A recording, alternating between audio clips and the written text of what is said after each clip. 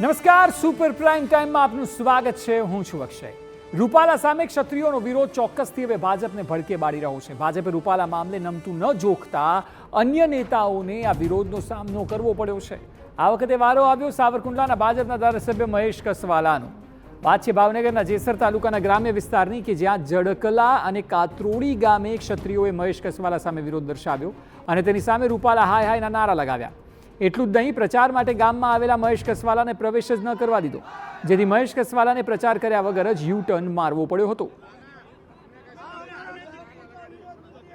આપ જોઈ શકો છો તેમ ધારાસભ્ય મહેશ કસવાલા લોકોને સમજાવી રહ્યા છે, સંવાદ કરી રહ્યા છે.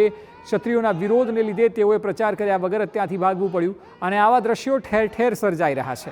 એટલે ભલે ગઈકાલે સી આર પાટીલે એમ કહ્યું કે માત્ર વિરોધ રાજકોટ પૂરતો છે, પરંતુ આપ આ જુઓ, ભાવનગર બેઠકની પણ વાત છે અને રાજ્યમાં અલગ અલગ જિલ્લાઓમાં આ જ પ્રકારની સ્થિતિ જોવા મળી રહી છે.